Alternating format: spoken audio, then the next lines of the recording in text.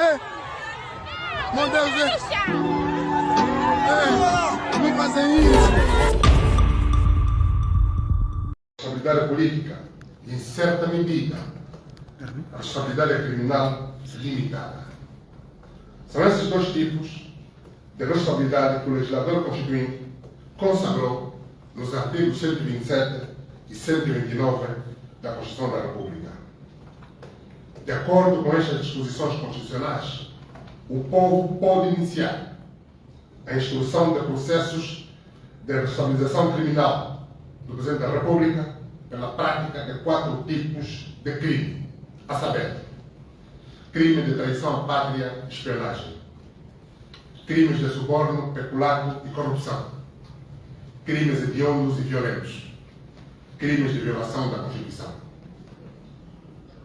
Os crimes do quarto tipo, por sua vez, podem ser classificados ou tipificados em 3 grupos. Crimes que atentam gravemente contra o Estado Democrático de Direito. Crimes que atentam gravemente contra a segurança do Estado. Crimes que atentam gravemente contra o regular funcionamento das instituições.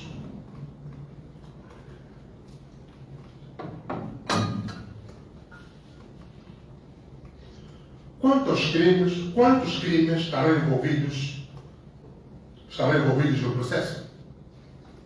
Quais são as disposições específicas da Constituição que o Presidente violou no decurso do seu mandato? Quais são os atos que o Sr. Presidente da República praticou que atentam gravemente contra o Estado Democrático de Direito? Será que alguns desses atos configuram crimes de traição à pátria? De que forma é que o Sr. Presidente da República atentou contra o regular funcionamento das outras instituições do Estado? E quais são essas instituições? Todas estas questões vão ser respondidas pelos representantes e depois pelos seus colegas que irão analisar para eventualmente discutir em sessão própria nos termos da lei. Outra pergunta que se tem colocado com frequência e que muitos dirigentes políticos parecem não terem entendido ainda é a seguinte: quem é que vai instruir os processos? Quem é que vai eventualmente avaliar a conduta do Presidente da República e produzir o relatório e proceder à acusação do Sr. Presidente? Eu repito, quem é que vai instruir os processos? Quem é que vai eventualmente avaliar a conduta do Presidente, produzir o relatório e proceder à acusação do Presidente da República? O entendimento correto destas questões é fundamental para a consolidação do Estado de Direito, para a cultura democrática no país e para a paz pública. Primeiro, não é o Grupo Parlamentar da UNITA que vai impugnar a governação do Presidente da República e promover a sua destituição, porque não tem competência constitucional para o fazer. Só o povo, por iniciativa de 1/3 dos seus representantes e aprovação de 2/3 na Assembleia Nacional, pode destituir o Presidente, porque a soberania reside no povo e não nos partidos políticos. Segundo, os deputados representam todo o povo, independentemente dos seus grupos parlamentares ou a representação de partidos políticos. Quando chegar à altura da votação, os deputados não vão ter medo de ninguém.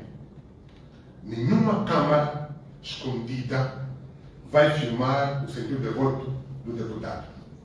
Nenhum deputado, ou melhor, nenhum laboratório vai analisar a impressão digital em cada boletim de voto.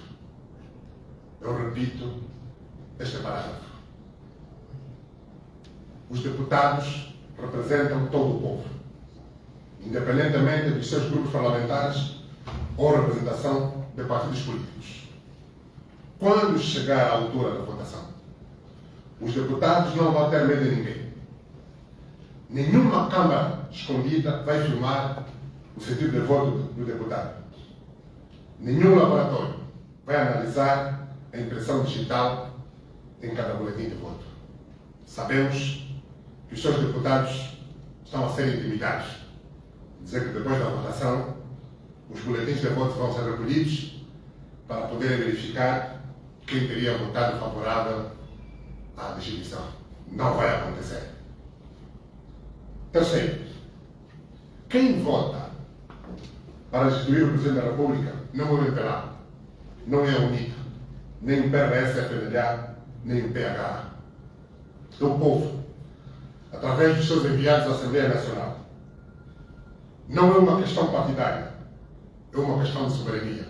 E a soberania reside no povo. Quarto, existe, obviamente, um conflito entre o povo, o dono do poder e o senhor Presidente da República, pela sua má governação e má conduta. Mas não há um conflito entre os deputados do povo só por pertencerem a grupos parlamentares diferentes e estarem filiados em partidos diferentes. Cada um votará livremente, em nome do povo, de acordo com a consciência. E, no fim, o povo saberá quem exprimiu a vontade da maioria do povo que deseja responsabilizar o Presidente da República e quem exprimiu a vontade da outra parte do povo que acha que o senhor Presidente da República não deve ser responsabilizado pela sua má governação. É um exercício da democracia feito com responsabilidade, elevação política e moral, tolerância, urbanidade, sentido de missão e sentido de Estado. Eu repito, é um exercício da democracia feito com responsabilidade patriótica, elevação política e moral, tolerância, urbanidade, sentido de missão e sentido de Estado. Ninguém deve perder tempo a redigir, ler ou escutar comunicados contra a UNITA ou contra a direção da UNITA que não fazem parte do processo. Angola tem de ultrapassar a fronteira do partidarismo para poder crescer. Enquanto deputados do povo, os deputados representam todo o povo, de todos os partidos, de todas as religiões, de todas as raças e culturas, de todas as províncias e também os que vivem no exterior do país, exprimem não a sua vontade, nem necessariamente a vontade dos partidos políticos, mas apenas a vontade do povo.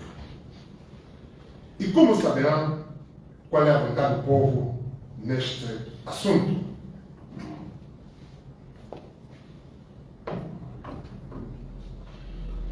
Uma forma simples é reunir-se com os cidadãos nas suas áreas de residência para sentir e apurar se há ou não fatos que o povo conheça e que configuram crimes e cuja responsabilidade pode ser imputada ao senhor Presidente da República.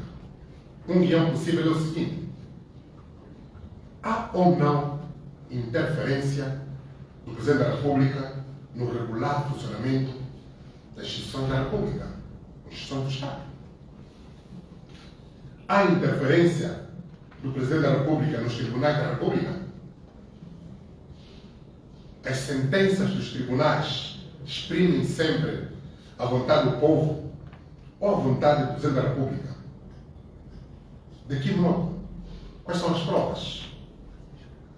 Há interferência do partido no poder no regular funcionamento das instituições do Estado? Como? Esta interferência é feita nos moldes previstos na Constituição? E quem é que dirige o partido no poder? O Estado angolano funciona realmente como um Estado democrático de direito ou funciona mais como um Estado partidário ou partido do Estado? Podemos dar alguns exemplos. Se o Presidente da República é o chefe do Estado, por que razão permite que o Estado se subordine ou se confunda com o partido político? Há pluralismo e isenção no funcionamento dos órgãos públicos de comunicação social? Os órgãos públicos de comunicação social respeitam o princípio do contraditório? Há pluralismo e igualdade de oportunidades nos acessos à riqueza e ao desenvolvimento econômico e social das famílias angolanas? Há ou houve alguma interferência do Presidente da República no regular funcionamento do Tribunal de Contas? Há ou houve alguma interferência do Presidente da República, diretamente ou por interposta pessoa, no regular funcionamento da televisão pública de Angola?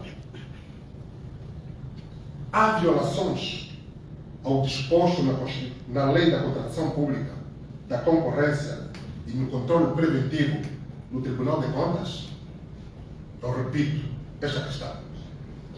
Há violações ao disposto na Lei da Contratação Pública, da sã concorrência e do controle preventivo do Tribunal de Contas? Há registros de violações da Lei do Orçamento Geral do Estado por parte do Presidente da República? Em que áreas? Endividamento público, execução das despesas ou no controle das mesmas? Há inúmeras denúncias, queixas e reclamações de roubos, violações de direitos humanos, atuação ilegal de esquadrões de morte, tráfico de drogas, sequestros, cárceres privados, associação criminosa, quadrilha, corrupção e outros crimes da autoria de altos responsáveis da administração pública que dependem diretamente do Presidente da República? Qual é o papel do Presidente da República nestes atos? O crime da corrupção eleitoral passiva tem sido combatido? O crime da corrupção eleitoral passiva tem sido combatido? O crime da corrupção financeira passiva tem sido menos tolerado?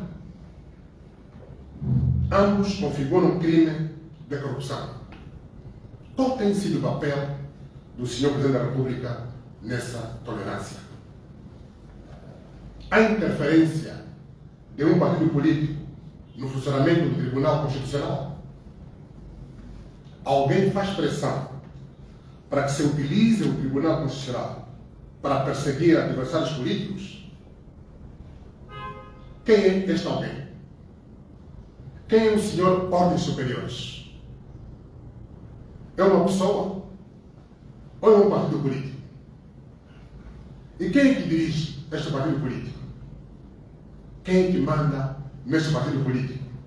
E como se chama esse partido político? Excelências, caros jornalistas, munidos de respostas a essas perguntas orientadoras, os deputados estarão melhor equipados e conscientes de representar o povo no momento da votação. Assim, de forma informada e sustentada, os deputados poderão exprimir não a vontade das lideranças partidárias, mas a vontade do Parlamento da República de Angola enquanto órgão representativo de todos os angolanos, que exprime a vontade soberana do povo e exerce o poder de fiscalização dos atos governativos do Presidente da República. Por esta razão, devido à natureza híbrida dos grupos parlamentares, que por um lado representam os partidos políticos cujas listas foram eleitos e por outro lado representam a Assembleia Nacional enquanto órgão representativo de todo o povo, aqueles que votaram neles, os que não votaram neles e aqueles que se abstiveram, o legislador determinou que todo o processo inerente à destituição do Presidente é decidido por voto secreto logo desde o seu início. Eu repito, por esta razão, e devido à natureza híbrida dos partidos, dos grupos parlamentares, que por um lado representam os partidos por cujas listas foram eleitos e por outro lado representam a Assembleia Nacional enquanto órgão representativo de todo o povo, este legislador determinou que todo o processo inerente à destituição do presidente é decidido por voto secreto logo desde o seu início. Povo angolano, senhoras e senhores jornalistas, se Angola é uma república soberana e independente, baseada na dignidade da pessoa humana e na vontade do povo angolano, e alguém substitui a vontade do povo pela sua própria vontade, comete um crime contra a Constituição, que atenta gravemente contra o Estado democrático e de direito. Por isso, é que são ilegítimas a tomada e o exercício do poder político por formas não previstas nem conformes com a Constituição.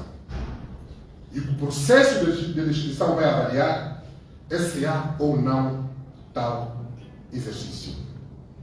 Eu repito, são ilegítimas a tomada e exercício do poder, tomada e exercício do poder político por formas não conformes, nem não previstas nem conformes com a Constituição. E o processo de destituição vai avaliar se há ou não tal exercício. Se o processo de instrução fornecer e validar as provas de que houve violações à Constituição, traição à pátria, suborno ou corrupção da parte do Sr. Presidente da República, qualquer um destes crimes, basta o processo seguirá seus trâmites, tudo na Assembleia Nacional.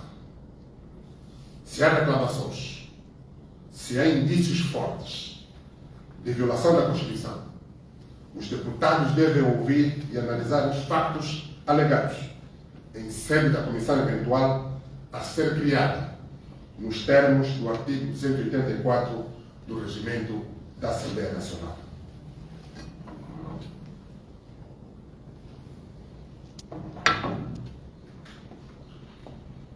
Excelências, por imperativo do artigo 184, após a criação da comissão eventual, sendo a sua composição de acordo com as regras de representação proporcional, esta comissão elabora o relatório parecer sobre a acusação e destituição do Presidente da República, sendo discutido e votado em reunião plenária extraordinária, nos termos dos números 5 e 6 do artigo 284 do Regimento da Assembleia Nacional e apenas considerado aprovado se tiver o voto favorável de 2/3 dos deputados em efetividade de funções. E porque o processo de acusação e de destituição é um só, que começa com o primeiro requerimento que entra na Assembleia Nacional, logo de início, todas as votações relativas ao processo serão feitas por voto secreto. O Parlamento vai criar a logística para que o processo decorra com lisura e transparência, assegurando que o voto de cada um e de todos os deputados seja livre, secreto e igual. De acordo com a Lei número 13, de 2017, 6 de julho, do Regimento da Assembleia Nacional, o artigo 159 estabelece que fazem-se por votação secreta as eleições, salvo deliberação contrária, tomada por maioria absoluta dos deputados em efetividade de funções. A acusação do Presidente da República, nos termos do número 5 do artigo 129 da Constituição e dos artigos 284 e 285 do presente regimento. As deliberações que, segundo o presente regimento ou a lei, devem observar essa forma. Ou seja, nos termos da linha B do artigo 159 do Regimento da Assembleia Nacional, em todo o processo de destituição presidencial, a votação é secreta. Não há exceção. Eu repito, nos termos da linha B do artigo 159 do Regimento da Assembleia Nacional, em todo o processo de eleição presidencial, a votação é secreta. Não há exceção. Após a votação, a comunicação ou petição do procedimento da Assembleia Nacional ao Tribunal Supremo ou ao Tribunal Constitucional deve ser acompanhada da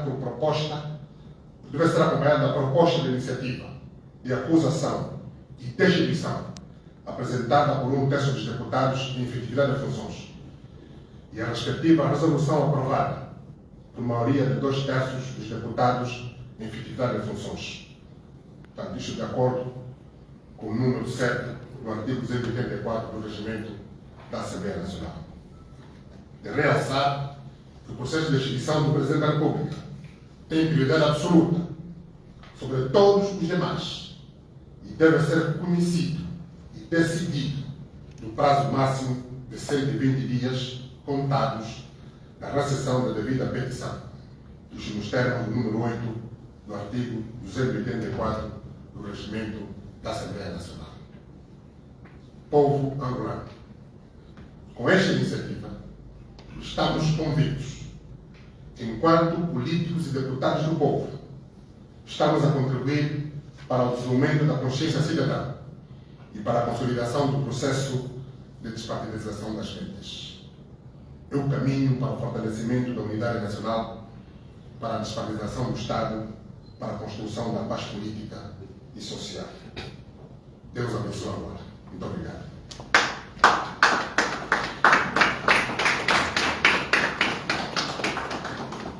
Acorda cedo, põe o pé na estrada, deixa o filho em casa com uma vontade de voltar para casa. Quando chega a praça,